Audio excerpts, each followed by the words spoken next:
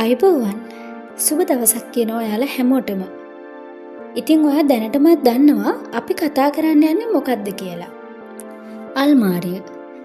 අල්මාරිය කිව්වම ඔයාට මතක් වෙන්නේ මොන වගේ අල්මාරියක්ද?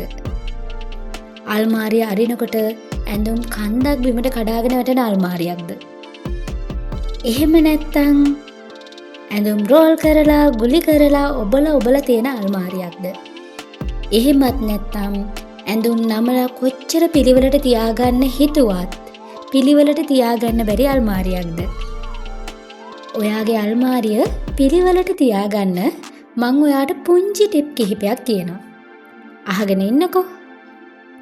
පළවෙනි ටිප් එක තමයි එකම විදියට නැතුව විවිධාකාර විදියට ඇඳුම් නමන එක.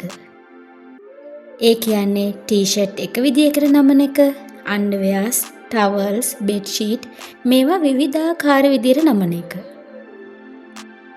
මම මේ වගේ විවිධාකාර විදියට ඇඳුම් නමන විදිය ගැන වීඩියෝස් ඉස්සරහට අරගෙන එනවා. ඒ වීඩියෝස් බලන්න මාව සබ්ස්ක්‍රයිබ් කරලා දිගටම මගෙත් එක්ක එකතු වෙලා ඉන්න. හරි. මම ඔයාට කියන දෙවෙනි ටිප් එක තමයි එකම වර්ගයේ ඇඳුම් එකම සයිස් එකට නමන එක. අපි හිතමු ටී-ෂර්ට් කියලා. ටී-ෂර්ට් ඔක්කොම එකම සයිස් එකකට නමන්න ඕනේ. එහෙම කරාම අල්මාරිය බලන්නත් ලස්සනයි, ඒ වගේම ඇඳුම් හොයාගන්නත් හරිම ලේසි. එකම වර්ගයේ ඇඳුම් එකම සයිස් එකකට නමන්නේ කොහොමද කියලත් මං ඔයාට ඉස්සරහට වීඩියෝස් වලින් ගේනවා. දිගටම අපිත් එක්ක ඉන්න. ඒ වීඩියෝස් ඔයාට බලන්න පුළුවන්. මම ඔයාට කියන අන්තිම ටිප් එක තමයි මාස කිහිපයකට සැරයක් අල්මාරිය හොඳින් බලලා භාවිතා නොකරන ඇඳුම්, භාවිතා කරන්න සුදුසු මට්ටමක නැති ඇඳුම් ඉවත් කරන්න ඕනේ. මේක නම් කරන්නම ඕනේ. මේක කරන්න ටිකක් අමාරු ලෝභ හැඟීමක්. එහෙම නේද?